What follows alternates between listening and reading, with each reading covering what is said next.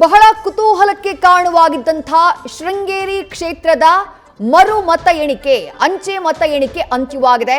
ರಾಜೇಗೌಡ ಗೆಲುವನ್ನ ದಾಖಲು ಮಾಡಿದ್ದಾರೆ. ಮೊದಲಿದ್ದ ಹಾಗೆ ರಾಜೇಗೌಡ ಅವರಿಗೆ ಜಯ ಅಂತೇಳಿ ಘೋಷಣೆ ಮಾಡ್ತಾ ಇದೆ ಈ ಫಲಿತಾಂಶ. ಇನ್ನೂ 2 ವೋಟ್ ಹೆಚ್ಚಳ ಆಗಿದೆ.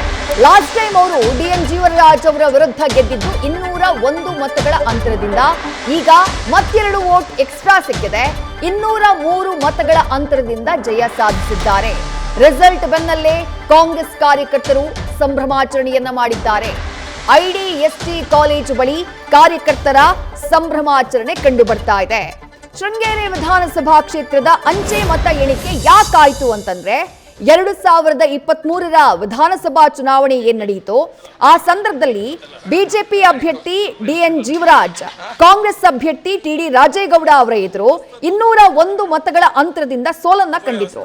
ಒಟ್ಟು 1822 ಅಂಚೆ ಮತಗಳಲ್ಲಿ 279 ಮತಗಳು ಆಗ ತಿರಸ್ಕೃತ ಆಗುತ್ತವೆ. ಈ ಫಲಿತಾಂಶವನ್ನ ಪ್ರಶ್ನೆ ಮಾಡಿ ಡಿ.ಎನ್. ಜೀವರಾಜ್ ಮರು ಎಣಿಕೆಗೆ ಆಗ್ರಹವನ್ನ ಮಾಡಿದ್ರು. ಅಂಚೆ ಮತಗಳ ಮರು ಎಣಿಕೆಗೆ ಮನವಿಯನ್ನ ಮಾಡಿದ್ರು. ಆಗ ಜಿಲ್ಲಾ ಚುನಾವಣಾಧಿಕಾರಿ ಅದನ್ನ ಪರಿಗಣಿಸಿರಲಿಲ್ಲ. ಟಿ.ಡಿ. ರಾಜೇಗೌಡರನ್ನ ವಿಜೇತರು ಅಂತ ಹೇಳಿ ಘೋಷಣೆ ಮಾಡ್ತಾರೆ. ಇದರಿಂದ ಅಸಮಾಧಾನಗೊಂಡಿದ್ದಂಥ ಡಿ.ಎನ್. ಜೀವರಾಜ್ ಹೈಕೋರ್ಟ್ ಮೆಟ್ಟಿಲೇರಿದ್ರು. ಈಗ ಹೈಕೋರ್ಟ್ ಸೂಚನೆಯಂತೆ ಆ 1822 ಅಂಚೆ ಮತಗಳು ಏನಿದ್ದಾವೆ ಆ ಅಂಚೆ ಮತಗಳ ಮರು ಎಣಿಕೆ ನಡೆದಿದೆ.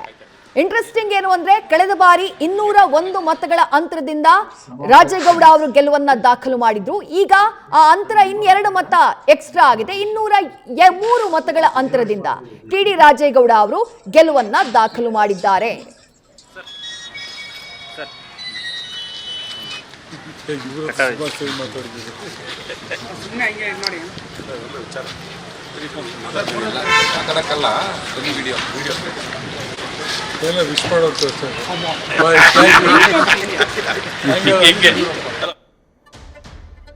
ಇನ್ನು ಈ ಅಂಚೆ ಮತ ಎಣಿಕೆಯ ಸಂದರ್ಭದಲ್ಲೂ ಒಂದಿಷ್ಟು ಗೊಂದಲ ಬೆಳಗ್ಗೆ ಏರ್ಪಟ್ಟಿತ್ತು.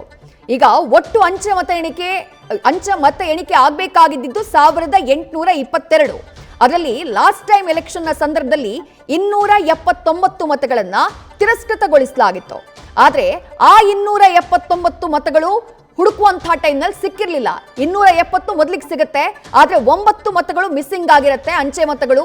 ಅದನ್ನ ಹುಡುಕಿ ಅದನ್ನ ಪತ್ತೆ ಮಾಡಿ ಈಗ ಒಟ್ಟಾರೆಯಾಗಿ 1822 ಅಂಚೆ ಮತಗಳನ್ನ ಹೈಕೋರ್ಟ್ನ ಸೂಚನೆಯ ಮೇರೆಗೆ ಮರು ಮತ ಎಣಿಕೆ ಮಾಡಲಾಗಿದೆ.